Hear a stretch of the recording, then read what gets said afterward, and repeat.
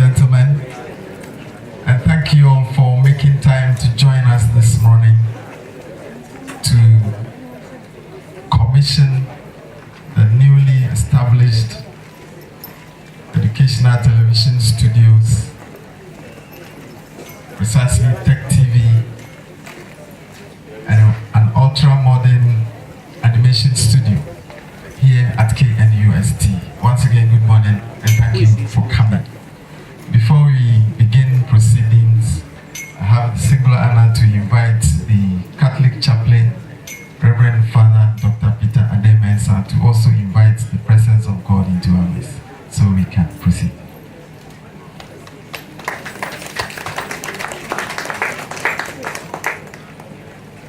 Shall we please be on our feet?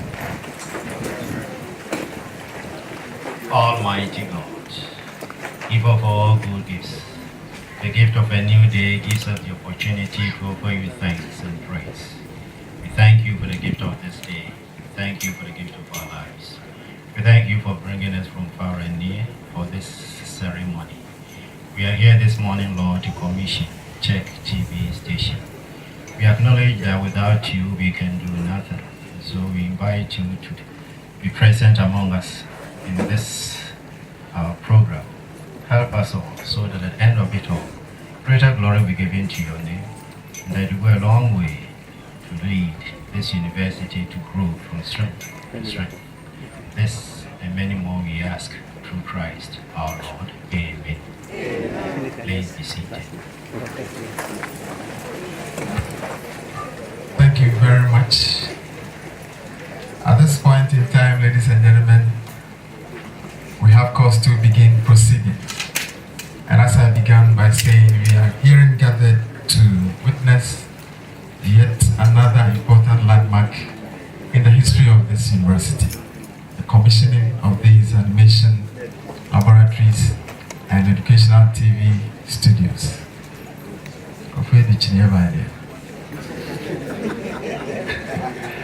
So, for those of us who don't know why we are here to do just that, to commission these studios and then begin operations. I remember there was one linguist in my hometown who was called by the chief in the evening, and the chief told him, because tomorrow morning come for a message, I'll send you to Utumfo's place. He said, number 10. The following morning, 4:30 a.m., he got to the station, took a bus, and came to Malaysia. And when they asked him his mission, he said, I know I'm not so best man behind this, and then he had a mission. Right? At this point in time, we have, if you remember, quite recently, the Faculty of Art was moved to join the architecture and the other faculties to form the College of Art and Built Environment. The provost of which college is Professor Edward Badu. And by convention, I invite him to welcome us to this occasion. Prof.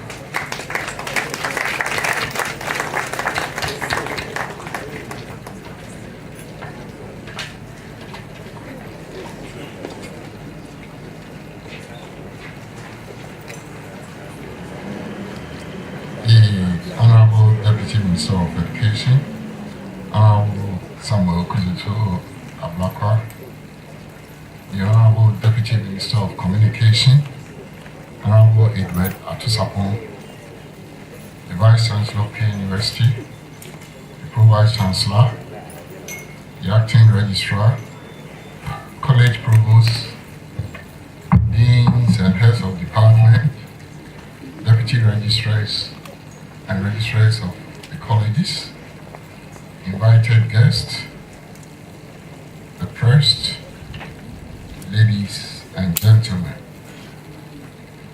On behalf of the College Board, I welcome you to the older site of the College of Art and the Built Environment for this milestone occasion. To some of our guests and those here gathered The college is an amalgamation of the former College of Art, now Faculty of Art, and the erstwhile College of Architecture and Planning. We are here to witness one of the significant achievements of the outcome of the amalgamation, which was started when the Faculty of Art was under the College of Arts and the Social Sciences, now College of Humanities and Social Science. The Faculty of Arts presently has a population of 2,694 postgraduate and undergraduate students. Of this number, 653 are in the Department of Communication Design, the host department of the Multimedia Lab. This lab would afford the students the opportunity of practical training to influence the communication landscape in the country. The commissioning that will be done by our two deputy ministers and our vice chancellor will provide a huge platform to carry out the research findings in the universities to the industries, not only in Ghana and the South region, but the entire globe. The pressmen and women here and those who will pick the news, please prepare to enroll in short courses and seminars that the department will offer to sharpen your communication skills. You will be issued with certificates to further enhance your credentials. Our humble request to the government and the agencies is to assist the university in general and the college in particular with infrastructure, as the college has a high potential to transform and save lives. We promise, on behalf of the Dean of the Faculty of Arts and the Head of Communication Design, to take good care of the equipment for the use of students and researchers. Honorable Deputy Ministers, colleagues in the academia, invited guests, ladies and gentlemen, once again, I welcome you to the College of Arts and the built environment.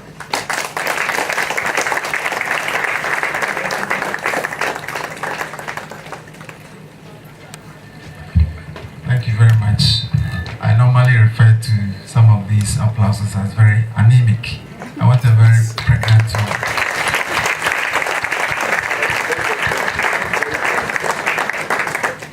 Thank you very much. Those days when we were here, this was the final year graphic design class. Now they call it communication design, and it's become a department. The head of department of communication design is here, and he is going to brief us on the history of this particular project that we are privileged to be commissioning today. Dr. Edward Appiah.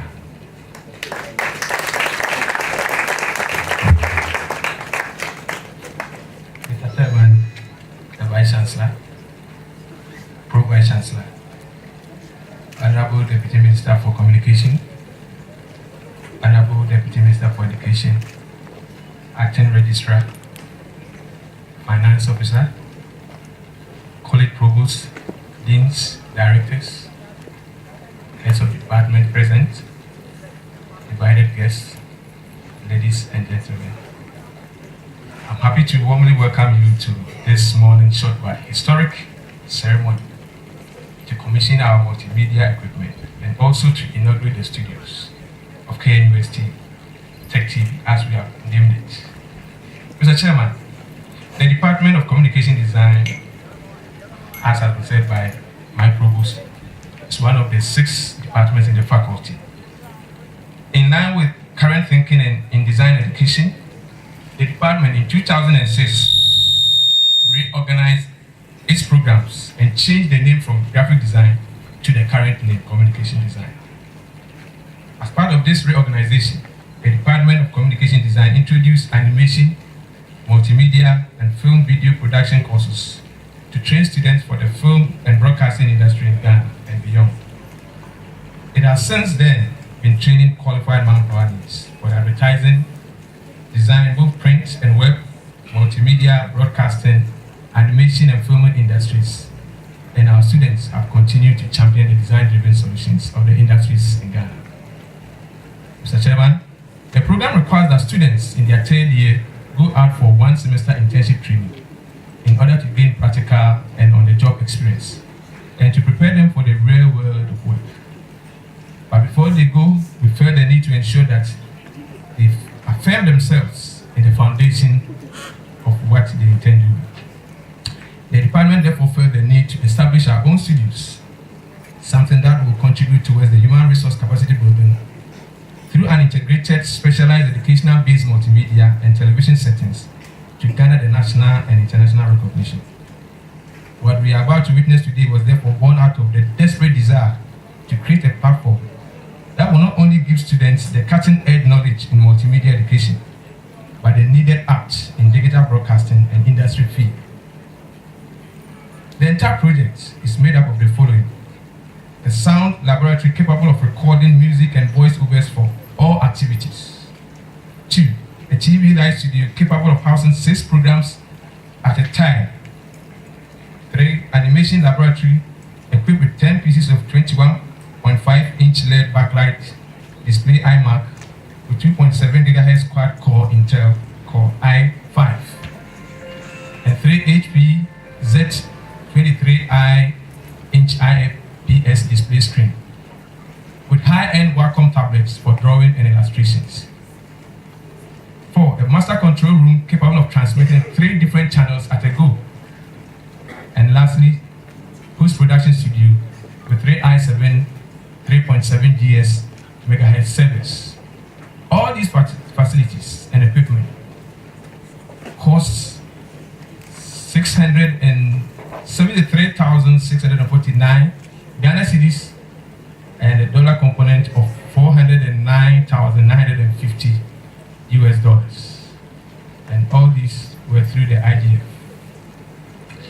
Mr. Chairman, permit me to say a bit about educational broadcasting. Current technological innovations have brought about a turning point with respect to educational television. Television in Ghana is being dominated exclusively by commercial broadcasting. Although some of the commercial stations have made time and facilities available to certain educational initiatives in some forms, no consistent policy or station with respect to educational television has made itself felt. Today, with the commission of these studios, KNUST-TEK, as pacesetters, is making a strong case for educational television and is ready to venture into such activity. The department believes the time has come for serious tackling of educational broadcasting. This will mean training students with the right methodologies that will enable this graduate right from school be part of the global mission of eradicating illiteracy, especially in this part of our world. Aside this, it will also emphasize the university's mandate of disseminating knowledge and its mission of offering service to the community by way of sharing educational programs that will benefit and transform lives of several otherwise disadvantaged citizens in the remotest and hard-to-reach parts of the world. For a start, the department is collaborating with senior high schools in Ashanti region to record and repackage their science and mathematics lessons and telecast nationwide to support the nation's drive towards science and mathematics education. The department hopes to do live interactive broadcasts of science lessons for senior high schools soon. Mr. Chairman, in addition, our mandatory graduate and undergraduate level programs in electronic and multimedia studies, we tend to run short courses for electronic media practitioners and potential practitioners in animation, as said by the provost. Such activities would no doubt be grappled with challenges. Content development is key in this, coupled with other infrastructure challenges, not forgetting the financial implications. The department, with the support of the university, has now set up the latest facilities for training its multimedia students in broadcasting and its related activities. This means the department needs to step up its training of graduates in multimedia, including provision of content, animation and filming, editing, and recording of all that takes for television broadcasting. This we pledge to deliver to our utmost best with a range of talents that we churn out yearly. However, the success and viability of offering educational broadcasts as a service to the nation will to some extent depend also on partnering with institutions and bodies that share similar visions. For example, it is important to have the right and continuing resource persons at the various senior high schools. Material resources like standby generators that will guarantee that our studios are always on air 24/7 with a current erratic power supply. Vehicles that will transport crew and equipment to even the remotest part of the country when they need be, and more importantly, finances that will help maintain our equipment and facilities. Two institutions that easily come to mind as major stakeholders are the Ministries of Education and Communication. If the nation can achieve 100% illiteracy eradication and also succeed in the education of the girl child, especially in the area of science, maths, and technology, then educational broadcasting is the key. Television is now on every nook and cranny of this country, thanks to technology. But we are yet to activate our on-air waves to reach these people, just because the university is yet to receive its accreditation to broadcast. Even when we are given this license, the department can afford to pay $9,000 a month as monthly transmission fee, since our sole aim is to do educational broadcast, which is not for commercial purpose, but something we see as social responsibility. It is on this note that we humbly appeal to the Ministry of Communication to consider granting the university unconditional license for the department to and championing the educational broadcast. While the Ministry of Education, probably through corporate, make some grants available to support the infrastructure challenges that go with educational broadcast. This is our humble appeal. In concluding, I want to, on behalf of the department, extend our deepest gratitude to the Vice Chancellor, Professor William Gutierrez, for his unflinching support towards this project. Indeed, Prof, your push, encouragement, motivation, and can-do spirit have been our source of pillar for this project. When it seemed difficult at times, you were always there, ready to offer whatever needed support, and that has made this project see the light of day. Prof, we salute you. To my predecessors, first Mr. Atudi Graft, who started some of the procurement process, and my immediate predecessor, Dr. Francis Ishen, who strongly championed this project with all the passion he deserved. When the project took off, I was the right-hand man because he was the head of the department. And now the table has turned, and he has become my right-hand man. But this change never changed the vision of seeing the birth of this project. Ericus, you deserve the commendations. To our provost, Prof. Bedu, whose support never wavered. Prof, we thank you. Prof. Imoru Brima, the provost of the College of Humanities and Social Science, where the project began. Prof, we say thank you. And to the finance officer, we are most grateful. At the point when we were at the hard end, you came in with all the resources that you needed. Thank you. To the procurement director for your support at all stages of procurement, and to my colleagues in the department, both academic and non-academic. Development office, sometimes, especially my colleagues, we quarreled, but we still moved on because we had this vision in mind. I say, Ariko, the work has just begun and we need to soldier on. To our trade partners, we appreciate your support. In summing up, I want to quote the late South African President, Nelson Mandela. And I quote, "It seems impossible until it is done." Thank you.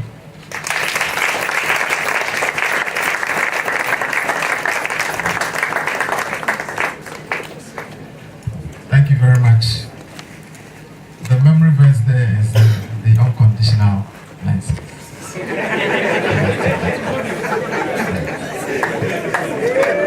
And I want to believe that in addition to the educational productions that they are going to embark on, they are also going to use some of our traditional Nancy stories to create animated, pieces for our kids and even for the elderly to enjoy. we can stop watching the Kukumbadia and turn our attention to this one. The Center for Cultural and African Studies group is here, Secast Cultural Group, and they will spice the occasion with a brief piece of interview. Thank you.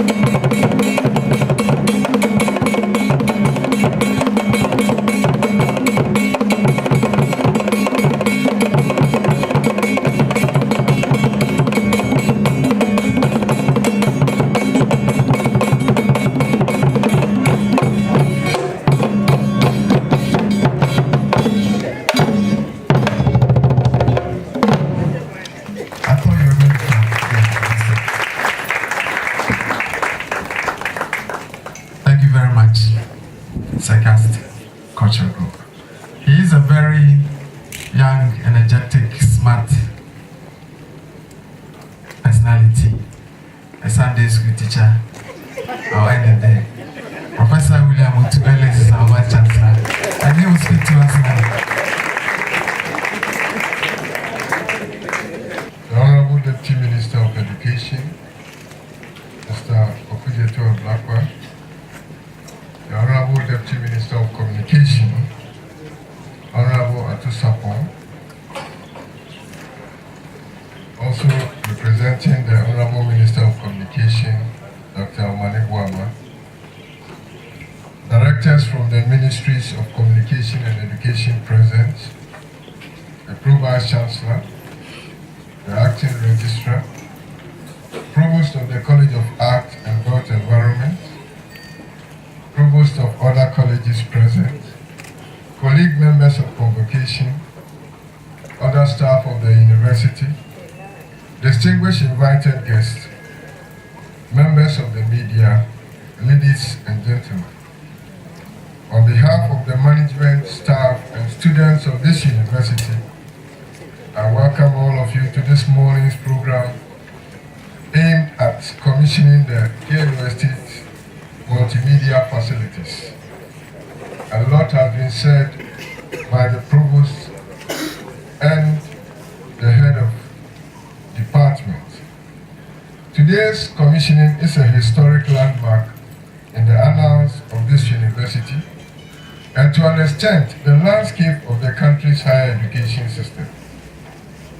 The establishment of these facilities, comprising the 3D graphics studios, the television studios and all its components, and the sound recording studios, is in line with the university's bigger initiative of expanding and retooling our research and teaching laboratories, studios, workshops which started some few years ago.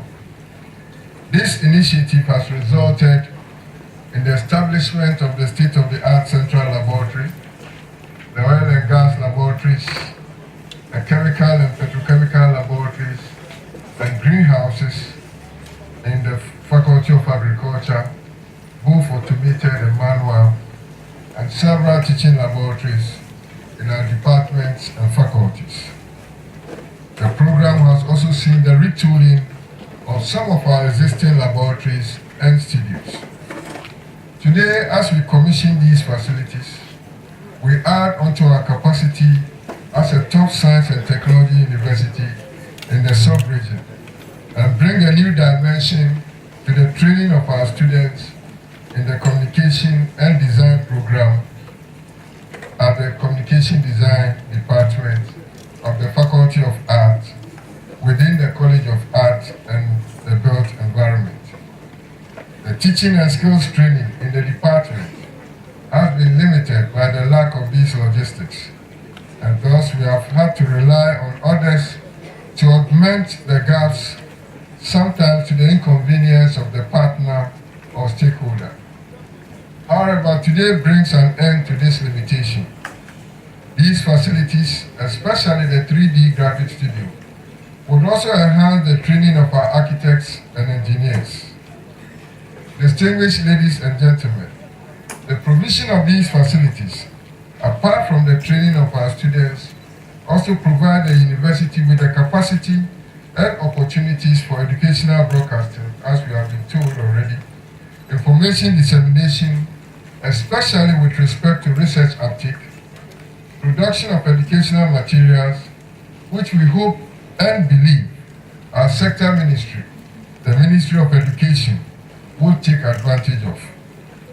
These facilities will bring a new dimension to our distance education programs as it helps to expand the multimedia frontiers of distance learning. The department would now be in a better stead to expand its postgraduate programs and short courses for those in the field. There are several other initiatives that I believe with these facilities, the staff and students would develop and roll out to the benefit of the nation. Bringing my speech to a close, I want to make an appeal to our deputy ministers present here, specifically the Deputy Minister for Communication and also the Deputy Minister for Education, to support the department and the university with respect to licensing, as has been highlighted, and also finances. This is the first of such facility in any state university in Ghana, which would also be interdisciplinary as it combines science, technology, and engineering in the training of our students. We are entering the election year, so I'm hoping that promises would land today from the ministers present. So please, let's all be prepared to hear something. Finally, I want to, Deputy Minister for Communication, make this statement, and I hope you communicate it to the Minister for Communication, Dr. Omanibuama, the Minister for Communication, and the Deputy Minister of Education.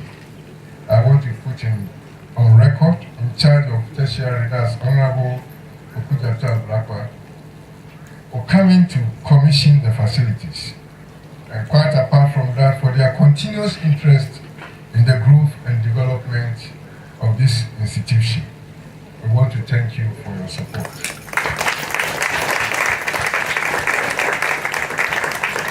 I also want to acknowledge the tremendous support from the Provost of the College of Humanities and Social Sciences, Professor Brahma. Before the changeover, he had supported this initiative. And I especially and tremendously want to thank the Provost of the College of Art and Built Environment, Professor Bedu, who are giving everything to make sure that this project sees the light of day. I want to acknowledge the Dean of the Faculty of Art, and the head of Department of Communication Design and his team. I say kudos for your persistence, resilience, and focus. Congratulations for the journey thus far. Thank you all, and God bless us.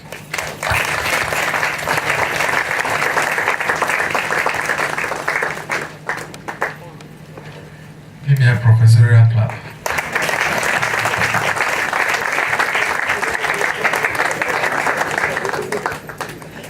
Yes, we move on inside the program. A friend of mine from Ejiso went to Germany for 2 weeks, sometime last year. And when he returned, right at the airport, he took off his jacket and said, "The weather is too hot, man. What's the government doing about it?"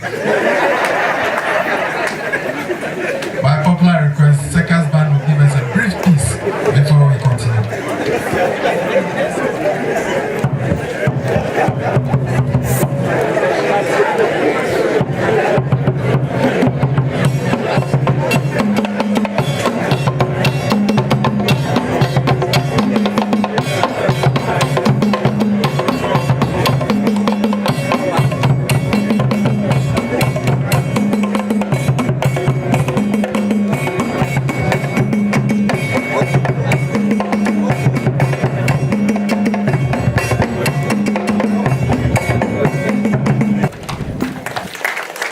Representing the Minister of Communication here this morning, the Deputy Minister of Education, the person of Honorable Okujetu Ablakwa, is in our midst. And once he's here, he has to speak to us. Honorable, the day is yours.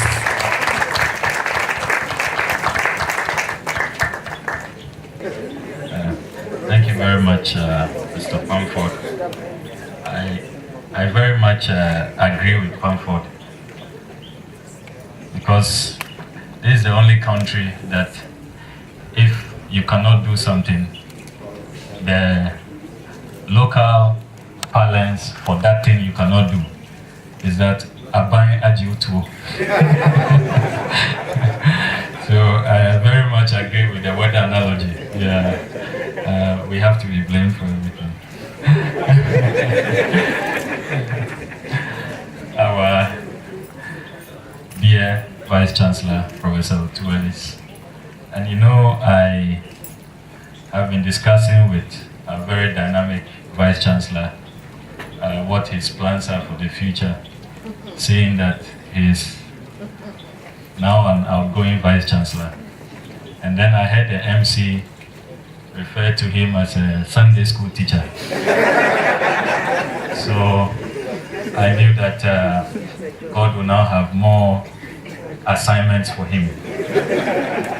But then when I heard him speak, I changed my mind, because he managed to weave in election year and we have to make a promise, else we have failed in our appearance here. Then it occurred to me that, okay, my boss, Professor Nana Jinupoko Ajima, was Vice Chancellor. And after Vice Chancellor, she became a politician and a minister. So it's looking like Professor Otuelis is lacing his boots.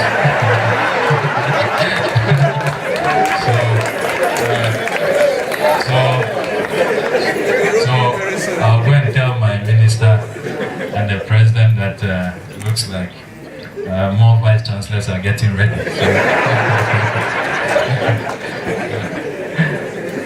Distinguished ladies and gentlemen, please permit me to proceed on the established protocol. I want to convey to you very warm regards from my boss, Professor Nana Jinupoko Ajima. She asked that I extend to you her sincerest regards. She is very much excited about another pace-setting development in West Africa's foremost science and technology university, the Kwame Nkrumah University of Science and Technology. We are all happy to be part of this historic and auspicious occasion. Often academia has come under attack in this part of the world, that perhaps you have been a bit too theoretical, and that society does not see too much of the practical manifestation of the knowledge that you generate. Today, we are gathered here to put that criticism to rest and to show the whole world that perhaps they just do not know and they do not find time to research and explore the developments that are occurring in our higher education institutions. And this launch today of TEK TV should silence the critics, because today we are seeing that very significant components of higher education in terms of the theory, in terms of the practice,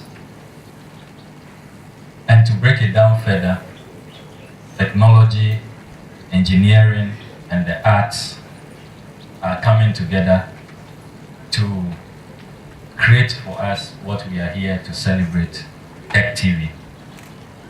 I am excited about this development because it affords us a very refreshing future, a very refreshing potential that if we harness, we certainly can change the television landscape. The television landscape in Ghana today is dominated by foreign content.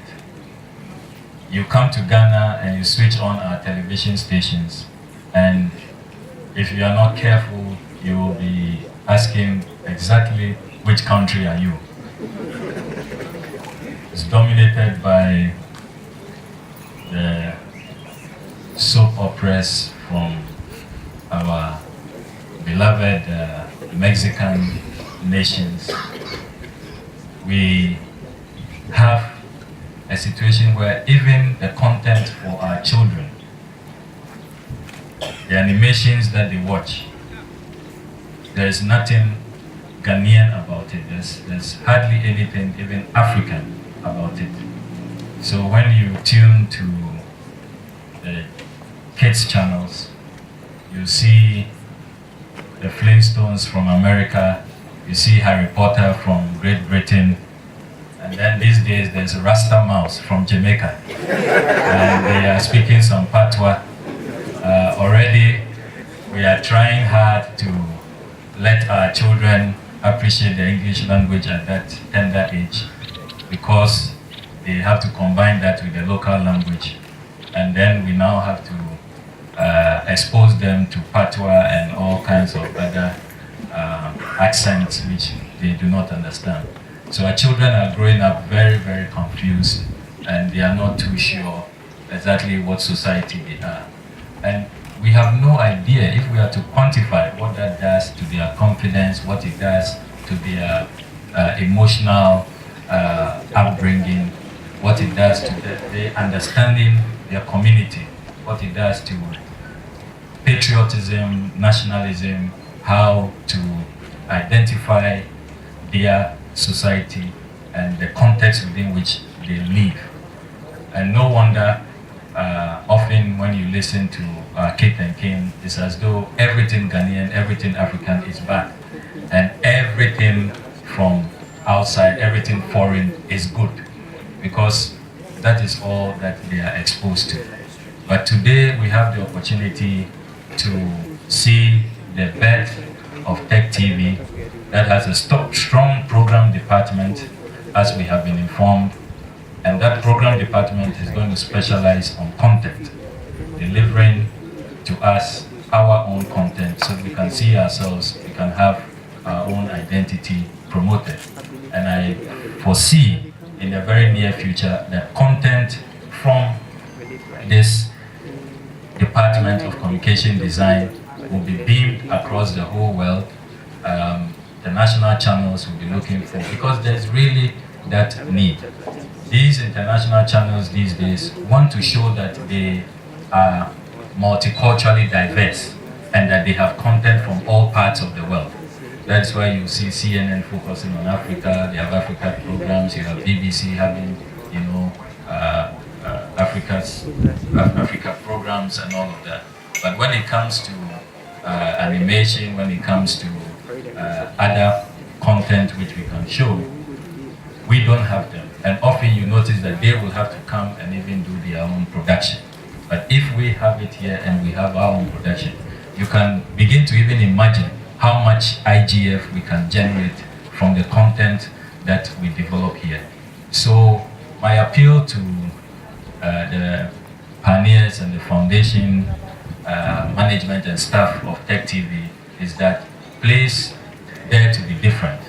Don't adapt the easy way of just buying content or collecting content and rebroadcasting. But let's create our own content, let's generate our own content, and let's be of a difference. I'm also particularly excited about the education broadcasting angle which you are emphasizing. That really is a game changer. It's really a game changer. Education has evolved from just the traditional way of imparting knowledge, just textbook and just, you know, chalk and a blackboard and all of that. And it has now become a very, very modern digital way of transmitting knowledge. And the teaching and learning environment has changed. We now use a lot of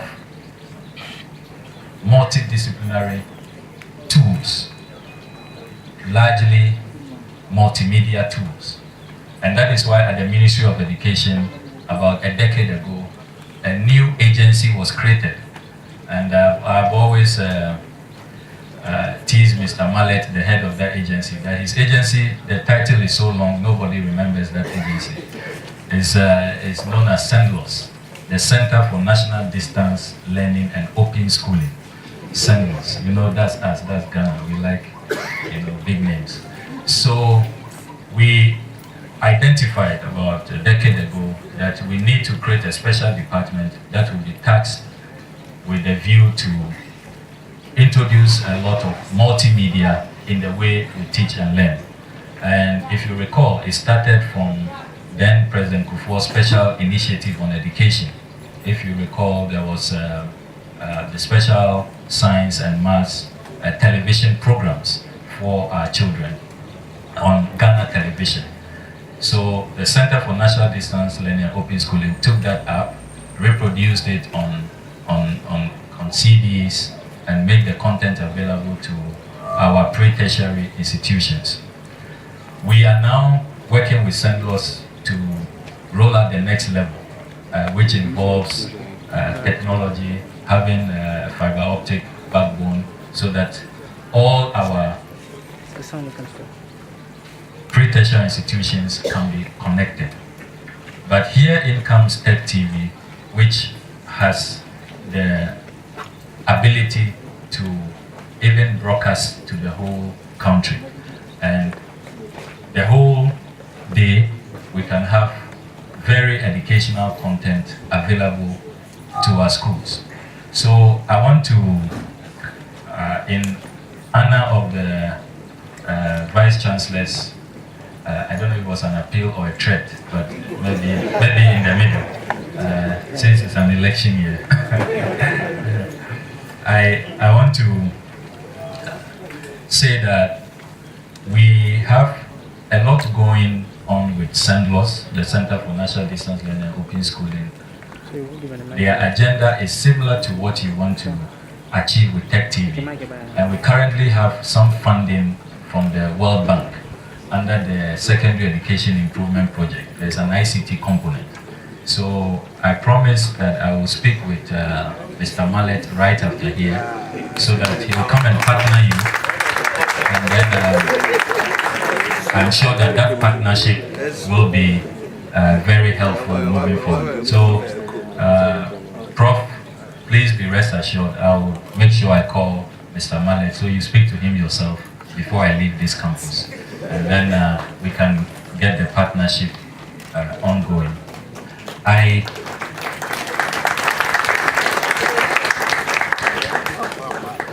also want to touch on two issues briefly, because I know that if I do not speak to those two things, there will still be a lot of questions for me to answer. And the first one has to do with what was becoming an annual ritual. And I want to announce today that there will be no repetition of that annual ritual. As early as the 2nd of June this year, the finance minister signed all the warrants for the payment to senior members of the book and research allowance.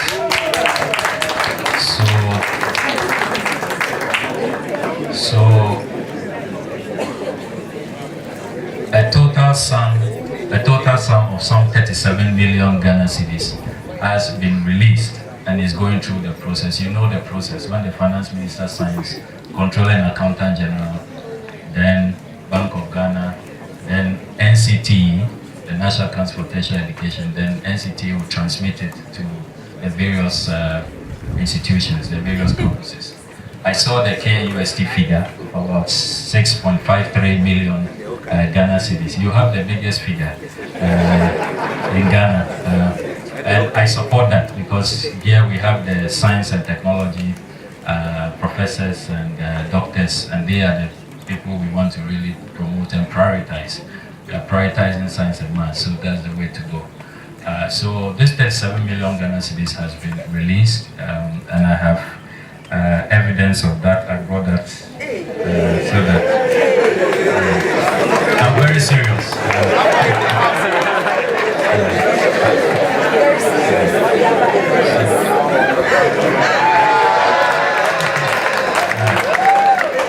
You know, as the Vice Chancellor said, in election year you do things differently. So I have the finance minister's letter. The Vice Chancellor will make copies for you. KNUST is first on the list. So the second issue that I want to touch on before I take my seat has to do with the ongoing debate on utilities, the future of utilities. We have come to a certain crossroad. This utilities regime was put together at a time that the population of the entire university community were just 2 universities, then later 3 universities, less than 1,000 people in all these 3 universities. And so there were many freebies, if you may want to describe them as such. Apart from free utilities, there was free meals, 3 square meals a day, there were free gowns, there were free butlers, free laundrymen. Lecturers were entitled to a trip abroad every year, 1 trip abroad, university of their choice for research and all of that. I was going through a certain history and I saw that really we have had good times.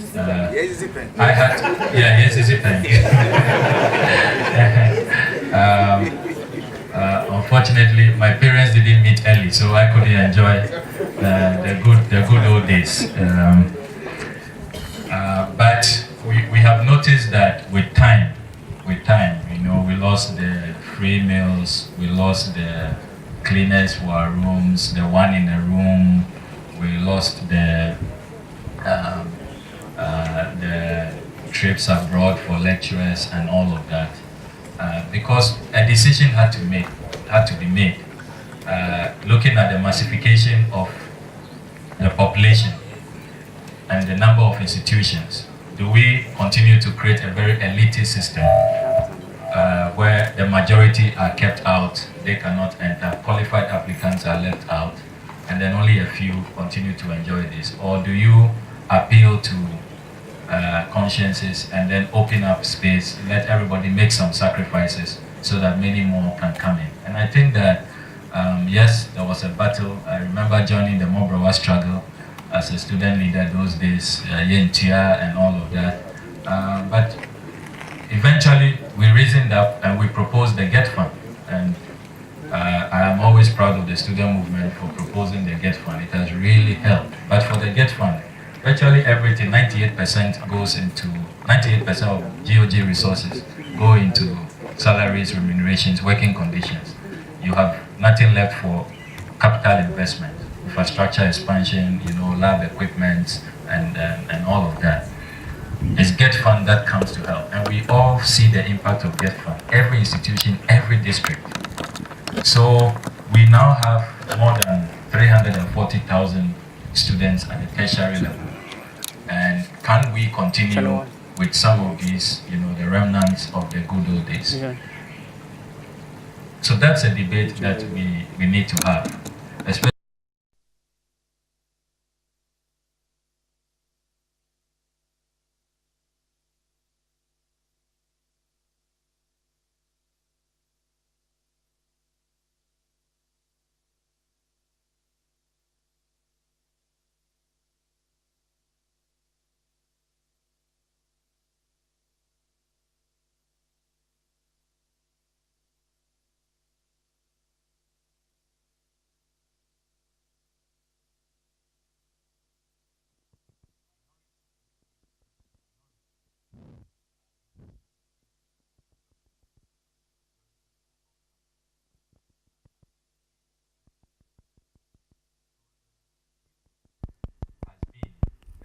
we need to develop a sustainable path forward.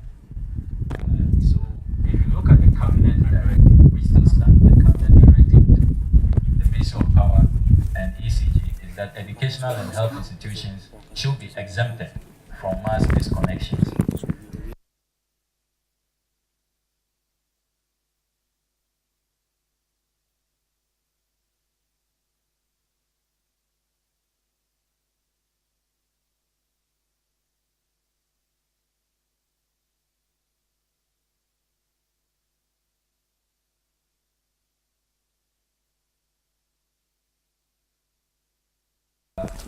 Ministry of Power, we have BCG, we have Ghana Water, we have Ministry of Finance, and NCT, NAP, Ministry of Education. We are all represented on that committee, and we are working on a sustainable way forward. So the decision in summary is that the cabinet directive still stands. So for this academic year, we don't expect students to be billed. However, working group has put this report together. We were tasked by cabinet, so until cabinet decides to divulge the content of that report or to make the report public, I'm sure that all of us will have it. But for now, the status quo remains. But we ask that we should all look at this matter very dispassionately, and we should have this debate and see what works for us. Can we begin to also look at conservation? These days, we go to our rooms, the student rooms, and we see the kinds of gadgets that students are using. Can we have a metering system where every room is metered so that vulnerable students who don't come to campus with all the microwaves and fridges and hair dryers and all of that, can be safe? Then those who think that they have all the gadgets in the world, will pay for it. And that system will then be more equitable. As it is now, some of the proposals we are here. For example, when I was here to head of medical sciences, the proposal was that all students should pay 2,000 dollars. I was wondering how that was calculated and how fair it is to the various segments of students. Those who come with who are lean on equipment or gadgets, and then those whose consumption patterns are very high. Why should they all pay the same and all? These are discussions that we want. And then let's work together to have a more sustainable program. At the end of the day, let's remember the Constitution that education in Ghana is a right, it's not a privilege. So everything that we do, yes, it's a delicate balancing act. We want to make sure it's affordable so the quality also is high and we don't compromise quality. But we must also bear in mind that beyond a certain price tag, beyond a certain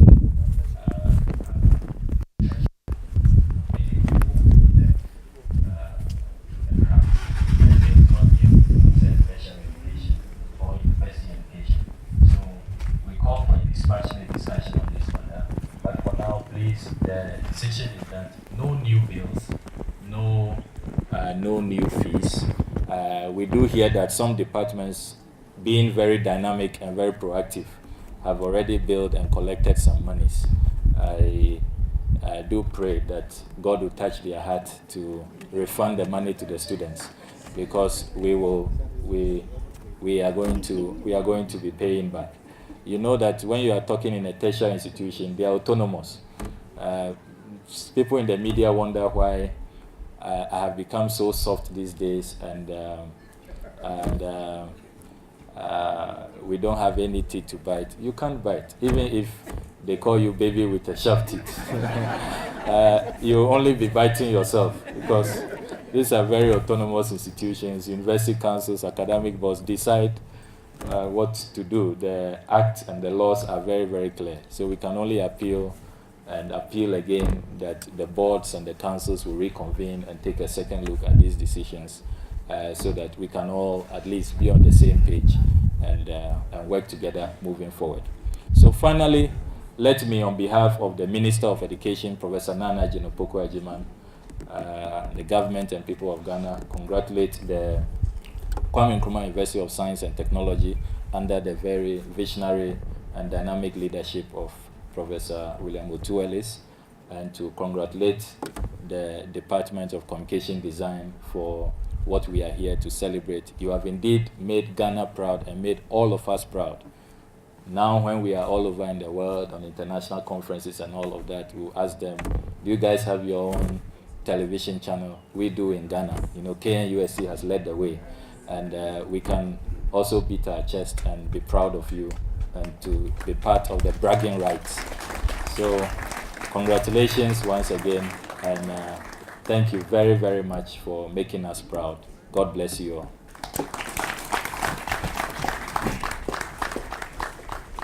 Thank you very much for not just promising to facilitate this partnership, but also showing hard evidence of something which is very important to us. Thank you so much. For your information, what we are doing now is currently streaming on YouTube, and very soon the online TV will also be on. So that's for your information. The Deputy Minister of Communications, in the person of Honorable Ato Sapong, is here, and he will also say a few words to us. Shall we welcome him? Thank you very much, and let me also stand on the existing protocols of Prof and the Honorable Deputy Minister for Education, and also extend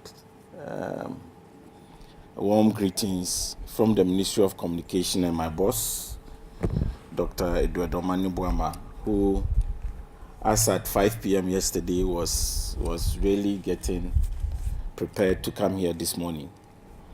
Unfortunately, he couldn't make it, and so called me to represent him.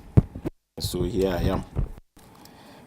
I noticed that when Honorable Okujoto raised the issue of book and research allowance, the excitement, especially from this side,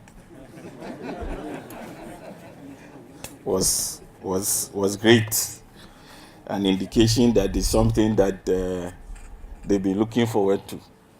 And if Sami had not said it, I'm sure questions would have flowed after the program. So he made justice to it. What we are witnessing here today, I would say, probably began in 1935, when the first relay radio station was launched in Ghana through the BBC. This was when we're still governed by our friends from the United Kingdom. And the governor was then Sir Arnold Hodgson, if my memory serves me right. And when Radio Zoo, as it is then called, was launched, he said that this is something that is going to take into homes news, entertainment, and education. And with the launch of a radio station such as this, we've broken the barriers of ignorance and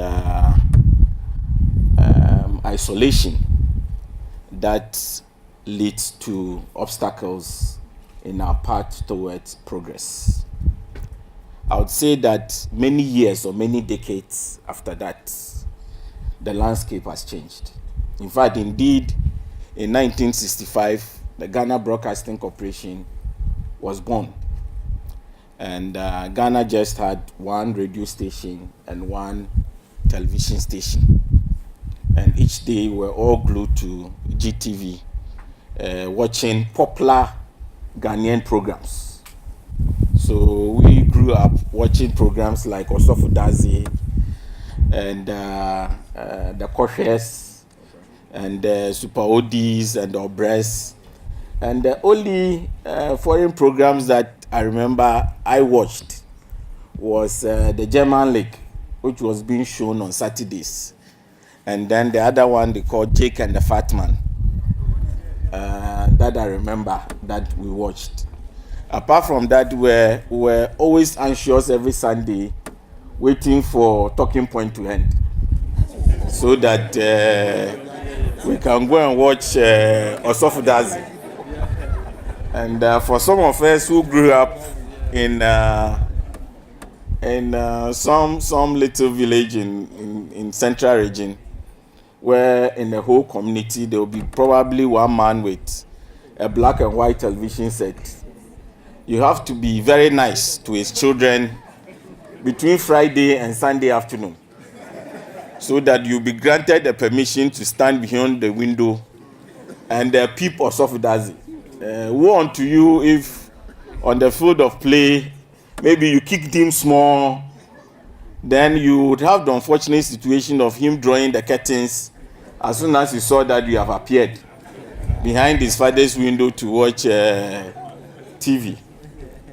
But you fast forward to the 1990s and to the visionary leadership of men like the late Edward Salia, who was then Minister for Communication at the time, Honorable Spio Grabara, who is still in government as Minister for Trade and Industry, and our President, His Excellency, President John Dramani Mahama.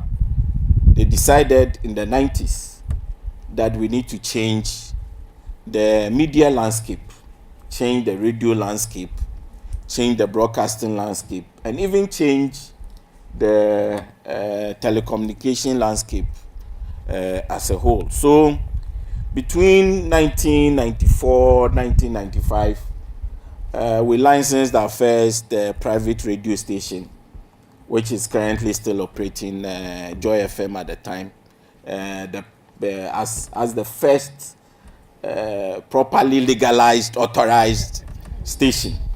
Before then, we had seen Radio I and Tarzan leading the introduction of private radio broadcasting in Ghana. And then on the TV side, we saw the introduction of the first private TV station was Crystal TV, which was launched, I think, in 95, 96, or 97, thereabouts.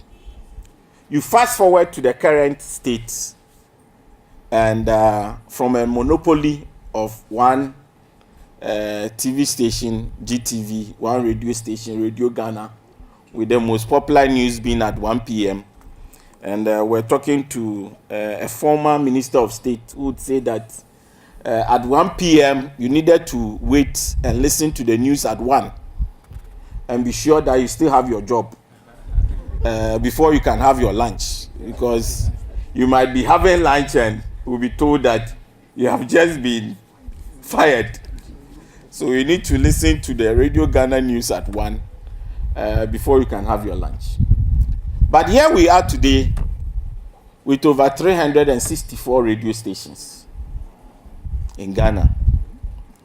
We have radio stations everywhere in Ghana. All the regions have at least 12 to 15 radio stations. Obviously, Greater Accra and Ashanti region make up the bulk of the radio stations that we have. On the television side, we have over 30 free-to-air terrestrial television stations.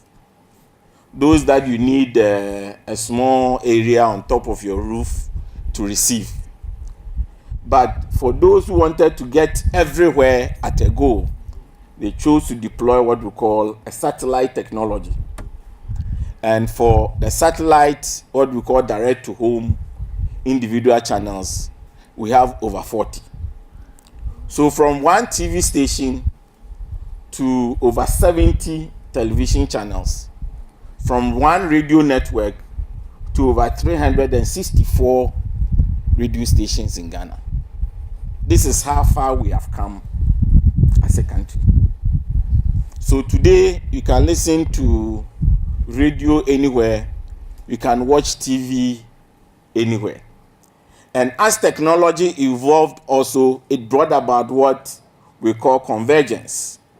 A situation where your data, your video, and your voice all met at a particular point. So today, with one particular device, either your mobile phone or your television set, you can do your internet stuff, you can do your radio stuff, you can watch your TV, and news is traveling much more faster today than it's ever been. Unfortunately for us, out of the 364 radio and over 70 television stations, only one TV station is committed to something around education. And that is even operating within Central Region. All television networks that we have are in one of two categories. It's either commercial television station or religious television station. On the commercial side, it's a highly competitive and crowded environment because they are all looking for advertising revenue. So it's highly crowded, it's highly competitive. On the religious side, you and I know the sort of content that we are fed with on a daily basis.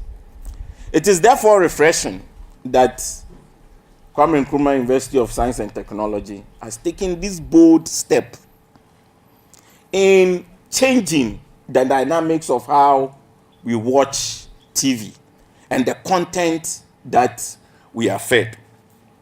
And I like what Honorable Sami Okujoto said, that you have really dared to be different. Before we came here, we went to look at the animation studio, if I may call it that way. And for those of us who've had the privilege of working within the broadcasting space, when you enter an environment, you will know the seriousness of that institution by the equipment that they have invested in. And when I entered that room, I saw the infrastructure and the investment that they have made. And I can say this is top class infrastructure that they have invested in. The sweet part of it is that the information that we're given is that it costs something like 409,000 USD and 600,000 Ghana cedis or so to put all of this together. So 600,000 Ghana cedis gives us something like 155,000, 160,000. If you add it to the 400,000, it is around probably $550,000 or $560,000 maximum. I can say that based on what I have seen, and this we are told gives us 6 studios. Am I right? 6 studios. It gives us a master control room, an MCR room, capable of delivering 3 channels, real-time broadcasting at a time, with cameras and with studio mixers, and with all the infrastructure that goes with building a broadcasting network. I think the Vice Chancellor and the team needs a big hand of applause for investing I would say just $550,000 and delivering the sort of infrastructure that we are seeing today. Because you go into commercial houses and you wonder, that's why some people ask whether we buy from the same markets. And it is an indication of the creativity of the team. How the team is thinking of how do we deliver this solution at minimum cost. And I think they've done their very best in delivering what we are seeing here with just an amount below 1 million. I have seen studios built, MCR rooms built, animation studios built for an excess of $2 million here in Ghana, commercial entities. And considering that this is an institution being able to deliver what we are seeing today with this amount of money, I say kudos to the team that worked in making this a reality. In 2006, we signed an agreement at the International Telecommunications Union to move from analog broadcasting to digital broadcasting. Today, all the 30 free-to-air broadcasting stations operate independently. So what it means is that each broadcasting house is putting out its own transmitter and putting out its own network to be able to reach you. What the ITU decided was that that is not the best way of utilizing a scarce resource that we call spectrum. And remember that all the 30 free-to-air television stations are assigned frequencies owned by you and I, owned by the states. It's assigned to the broadcasters to be able to broadcast. So each of the stations is operating on an independent frequency band. So sometimes you are in your house, there are 30 television stations, but you can only receive maybe 4 or 5 clearly. The rest you can't receive because they are broadcasting from different locations. So somebody is broadcasting from the west, somebody from the east, somebody from the north, and it's all coming. So if you are to receive 2 or 3, you must go and realign your aerial, reposition your TV before you can receive a particular broadcasting station clearly. And when that happens, you lose signal for other stations. That is what analog broadcasting offers us. When you look at the pictures that analog broadcasting offers you, the pictures are not clear. And as a consumer, you don't have a relationship with your broadcasting house. You have a relationship with your telecom provider, you have a relationship with the person who's providing you data services, but you don't have a relationship with the person who is providing you television content. So when you go and you switch on, what is on is what you watch. The broadcasters are operating at high costs, and as a nation, we are not utilizing the frequency well. We are not making efficient use of that scarce resource that we have. The International Telecommunications Union in 2006 decided that this way of broadcasting is not the best. Countries can't generate revenues through spectrum sale. Broadcasters will be able to deliver proper content, good content, and have some sort of interactivity with their consumers. and consumers will be able to make choices as to what they want to watch at what particular point in time. So the decision was made to move from analog broadcasting to what we call digital broadcasting. Every country and the decision that it makes based on the factors within the environment at a particular point in time. We decided as a nation that we are going to build just one digital terrestrial platform because it brings about efficiency, it results in the consumer having more choices and all of that. So we are in the process of building our digital terrestrial television platform. I am happy to say that Greater Accra region and Ashanti region has already been done. What we are delivering is 40 channels of free-to-air television. What it means is that the existing 30 channels will be migrated to this, and there will still be excess capacity for 10 more channels. I can confirm and say to the team here that TEK TV will be assigned one channel.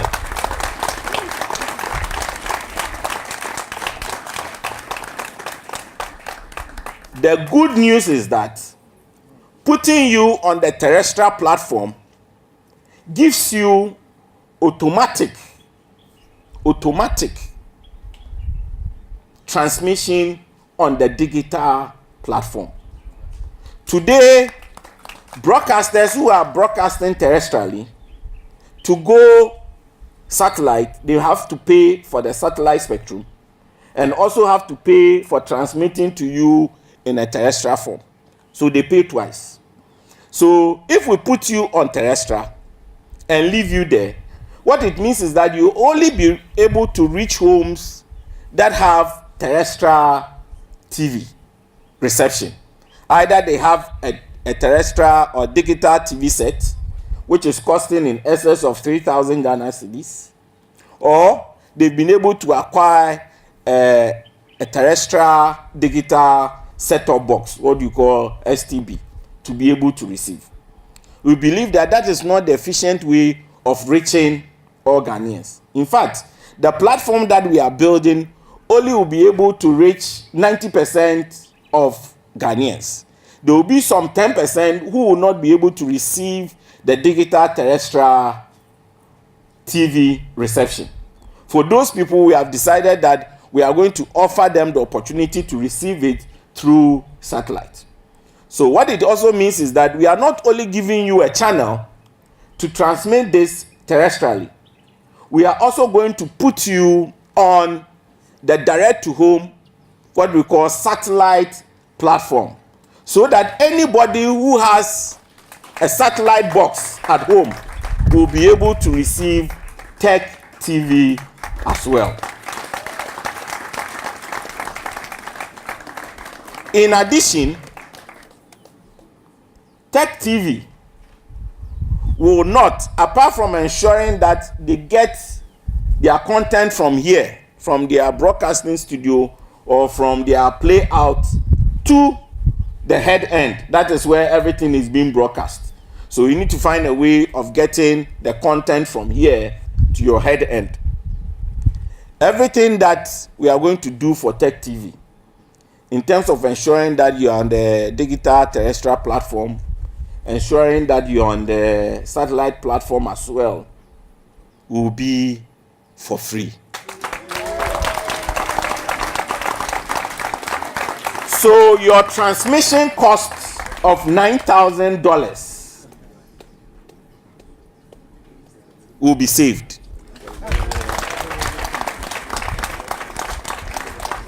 And for what we have seen, and for an institution such as this, with the caliber of people who are the helm of affairs, I believe that that 9,000 which should have gone into transmission, now being saved, will be used in delivering some other value to consumers of the content.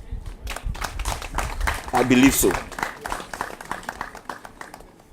In moving from analog broadcasting to digital broadcasting, as a government, we needed to make some decisions, some critical decisions that we believe will be beneficial for all of us in the long run.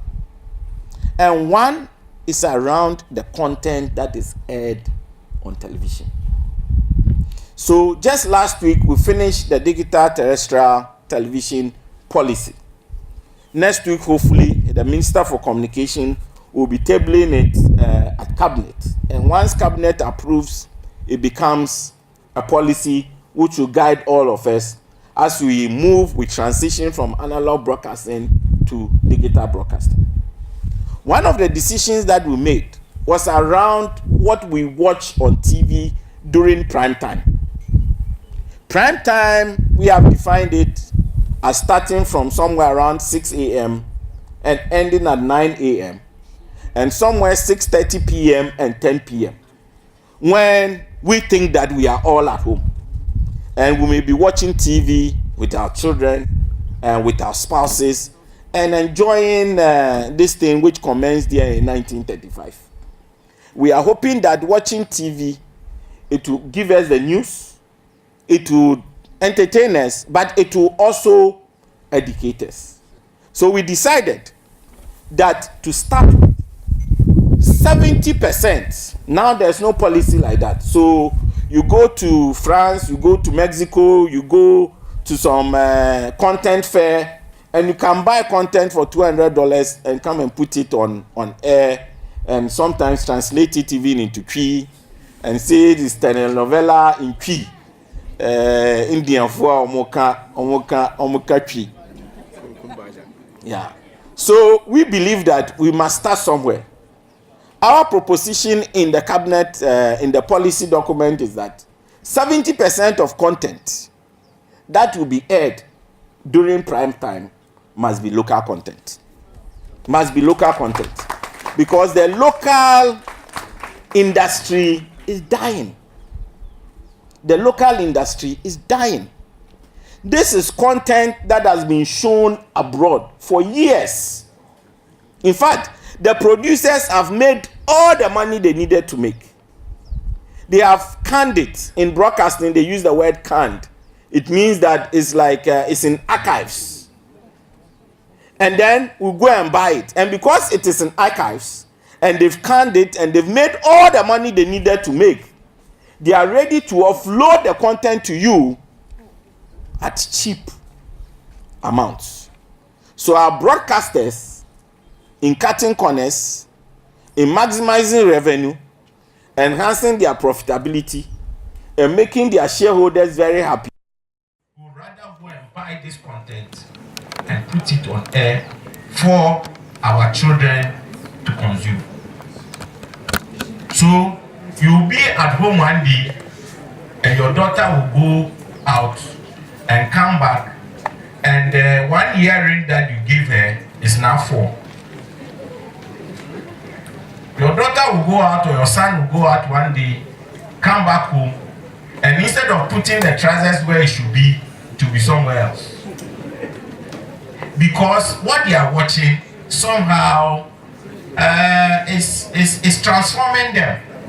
And we believe that that is not the way to go. We need to somehow protect our culture. We need to make sure that our local industry also grows so that we can also can our content and go and sell it out there for peanuts. And the only way we can do that is to support the local industry. So that is one thing in the policy document that we believe. There's been a lot of debate on it.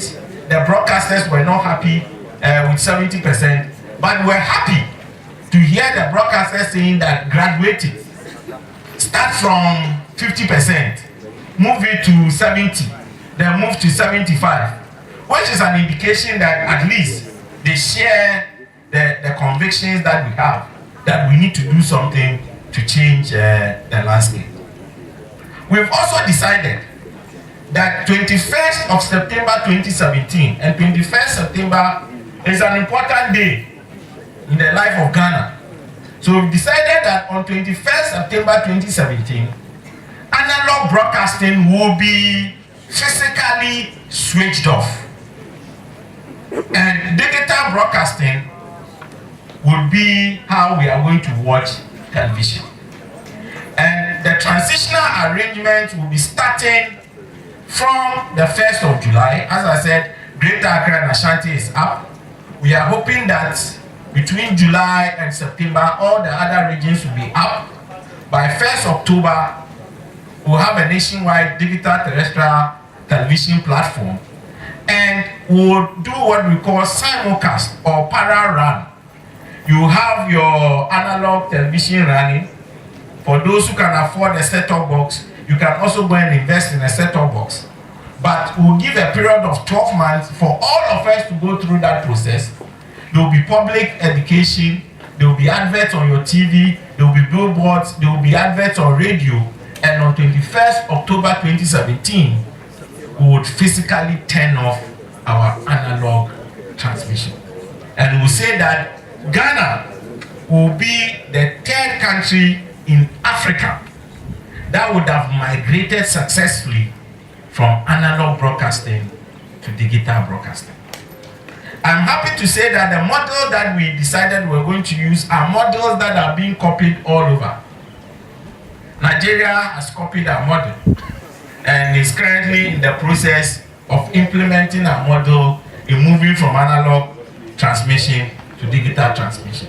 Other countries have visited us and they are looking at how we'll be able to do this within this short period that my minister took over the Ministry of Communication. So we are on course to achieve the transition from analog broadcasting to digital broadcasting. We've also come to some realization. You know that the government in power now, we believe in social democracy.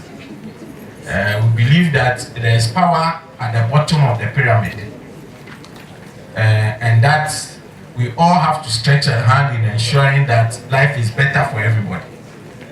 So we've been able to identify, courtesy the last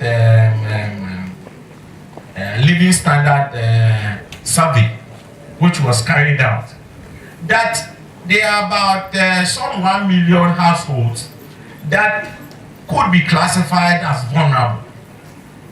I don't qualify, my household does not qualify to be called a vulnerable household. Honorable Kujoto's household does not qualify. Prof's household does not qualify. In fact, those of the people who are behind me all do not qualify as vulnerable households. So the statistical service has some criteria in determining which households are vulnerable. And it's been determined that some 1 million households are vulnerable across the country.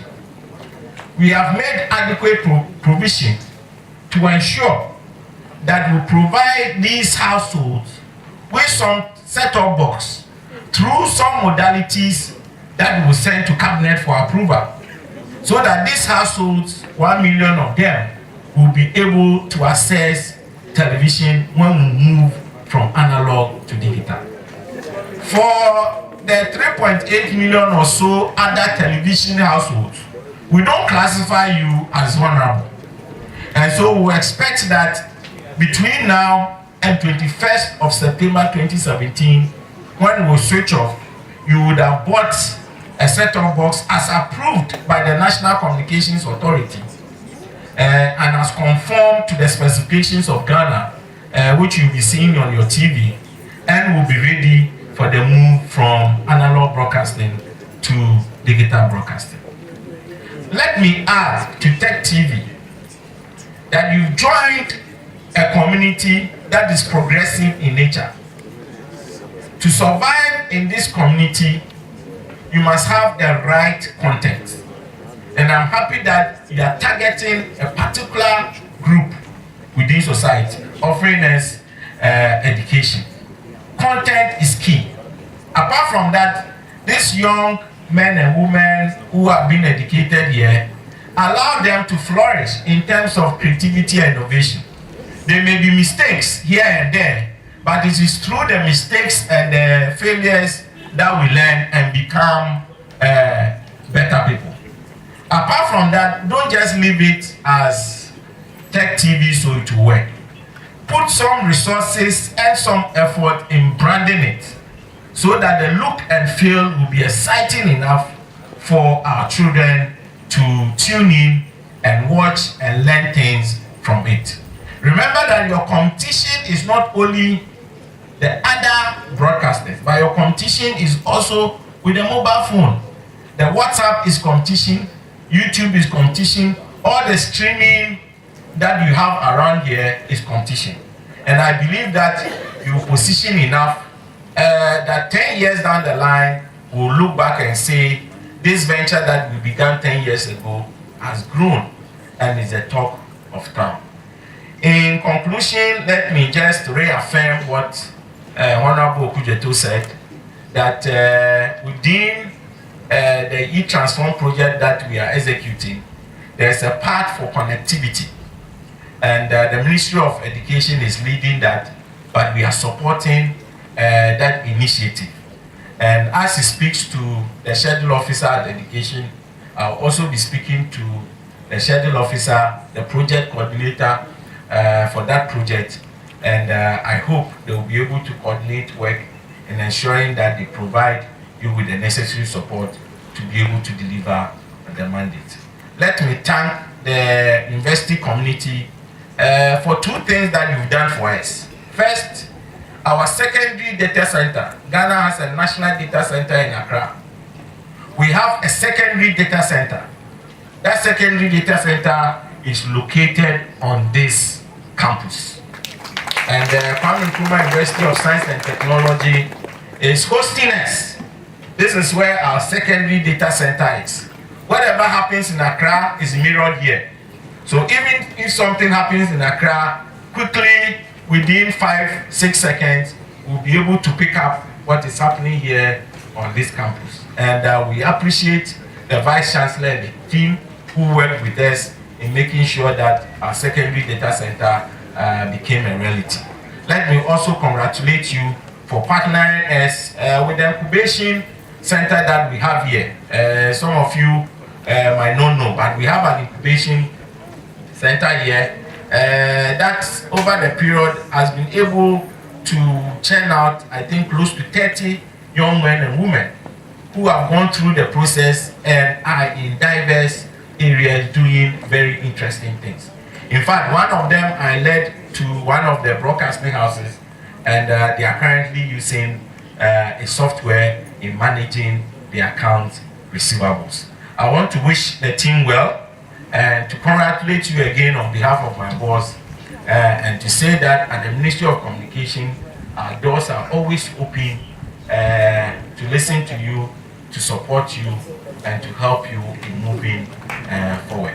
So with these few remarks permitted, let me say TEK TV is now a reality. Thank you very much.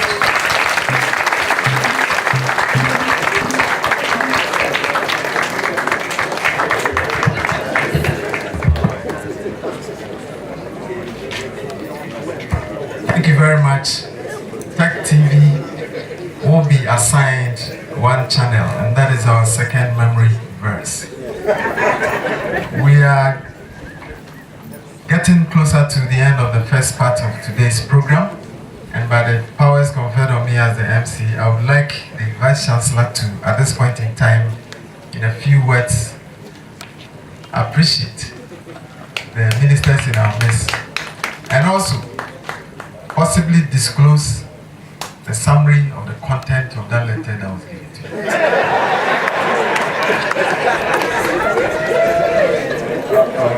Thank you so much. I'll start from the bottom. I have not opened the letter. I really handed it over to the registrar. Thank you. I told you that it's always good to commission things when it's getting to election period. We've all heard the good things that have come from the Deputy Minister of Education and also from the Deputy Minister of Communication. I stand here on behalf of management.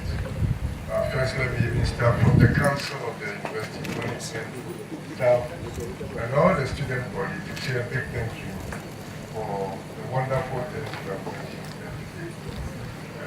I'm really very happy for the fact that Deputy Minister for Communication talked about the saving that we will make by we receiving the free things. We will channel that savings into building up the capacities of what we have started. And we promise you that TEK TV, our prime focus is towards educational broadcasting. I want to mention it again. Our prime focus is towards educational broadcasting. So we are available, all the parties who are campaigning now. We can do broadcasting, educational broadcasting material for you. We can do cartoons for you. We started advertising since we are launched, isn't it? Yes. And all the other things people are capable of doing that. We are fantastic students with a lot of creativity. And this is what we want to tap and we want to put out there to the benefit of this nation and the rest of Africa. Thank you very much.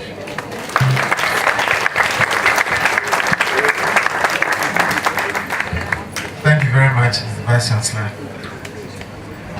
At this point in time, ladies and gentlemen, before the vote of thanks and closing prayer, permit me to run through this list that has been given to me by way of acknowledging some personalities in our midst.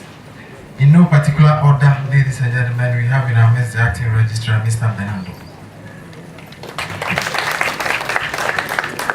Professor Emil Braiman is the Provost of the College of Humanities and Social Sciences. Faculty of Art used to be one of his constituencies, which has now been colonized. We have the Deputy Minister of Communications, Honorable Atu Sapon.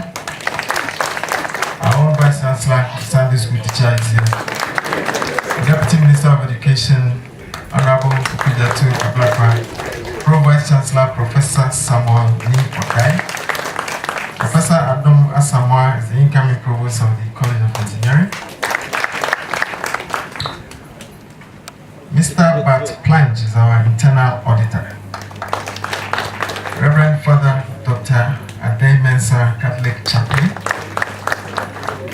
Professor Obri Danso, the Provost of the College of Science, and now the incoming Vice Chancellor.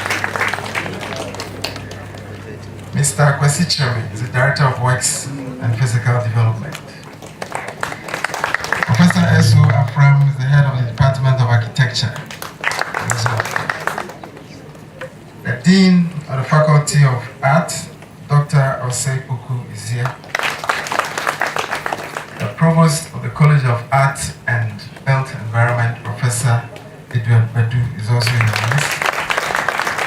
The Provost of the College of Agric and Natural Resources, Professor Richard Akroma, is here. Professor Joshua is the Deputy Director, IDL, and the incoming Provost of the College of Art and Built Environment. Dr. Mrs. Porin Kansa is the Dean of the Faculty of Law. And my name is Solomon Pafo, the College Registrar, Agric and Natural Resources. That is the end of the list. All others whose names have not been mentioned, forgive me, you are all here. Senior members and other invited guests who are in our midst, thank you very much for coming. After the program, all others will be refreshed here. The invited guests behind me and senior members will be refreshed at the engineering guest house. Thank you very much. And the second part of the program is the actual commissioning. We will begin from the sound studio and then move down to the TVs and then do the commissioning proper. Vote of thanks by Ms. Beta A. Ayim.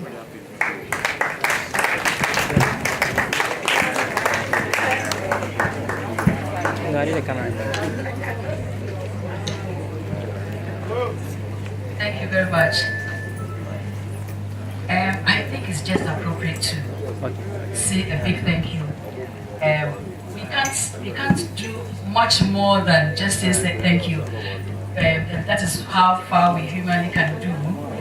except that it cannot really reciprocate what we have been through. I nearly said hallelujah. I said it. I want to say thank you, a big thank you to our Father and God for having seen us through. The good word says that he always starts a good thing, and when he does start it, he brings it to a successful end. Amen. This time. Right. I'm having thanked our Lord. We want to say a big thank you to our able Vice Chancellor, Professor William Ellis, for this wonderful thing you are seeing here. He's been a big support. He's been a big backbone to us in this regard. I was actually always thinking of something that we hardly ever get people pushing College of Arts. I'm so proud of him. I'm sure you are also as faculty members. We want to be so thankful to you. I'm sure appreciation to you for all the stuff. Please give it up for him. Please give it up. He deserves much more than that. Thank you. I want to also say thank you to Pro VC, Prof. N.O.Dai. I want to say thank you to you for being a good assistant to our VC.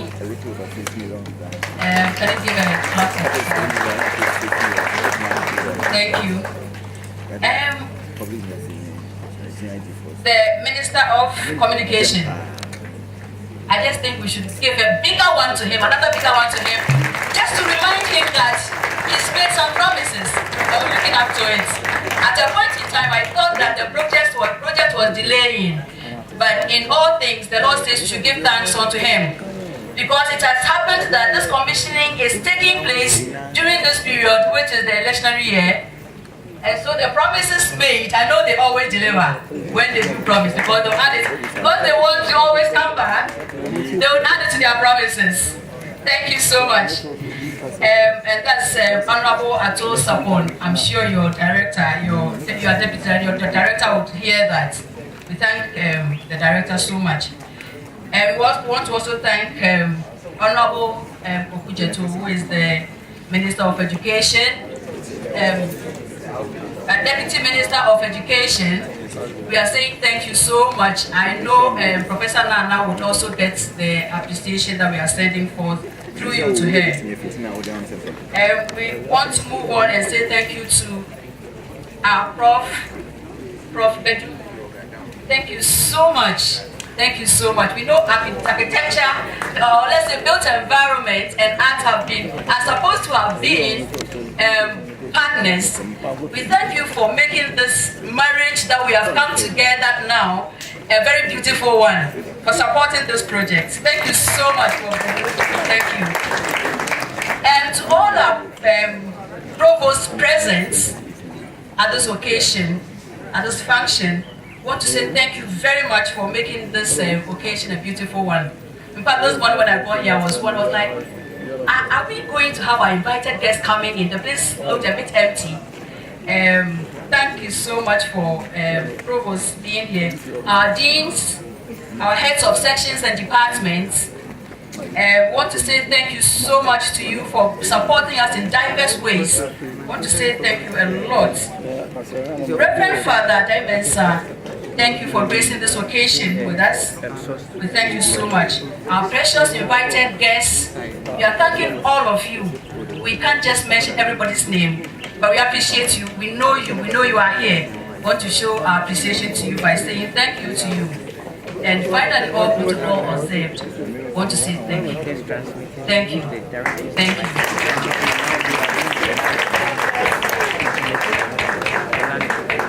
And thank you very much for thanking us. Now you can log on to www.tektv.knust.edu.gh and you'll get the TEK TV on air. Thank you very much. Reverend Father Dr. Peter Ademensa will close us with a prayer as we prepare to move towards the commissioning proper. Thank you all very much. Shall we rise for prayer? Almighty God, we began this program in your name. You have been with us. You have seen us through it successfully. We want to thank you and praise you. Your word teaches us that if you, Lord, do not build a house, in vain do the builders labor. The same way, if you do not keep watch over the city, in vain do the watchmen keep wake. As we thank you for the multimedia, as we thank you for the TEK TV, pray that we commend all the things in them to your hands. Protect them. Be with all the lecturers, students, the workers who will be working there. May they always be mindful of the purpose for which this has been set: to educate, to inform, to form, to transform, and to offer service to humanity. As we live here, we commend into your hands all those who are traveling to far and near places. Protect us from all harm. May all of us reach our destination safe and sound, and at the end of it all, continue to give you thanks and praise. Be good and gracious to us at all times, and let your face go before us. And we pray that you grant us your peace now and forever. This we ask through Christ our Lord. Amen. Respectfully, may you remain standing as the Vice Chancellor and the ministers and those upstage receive. It shall be led by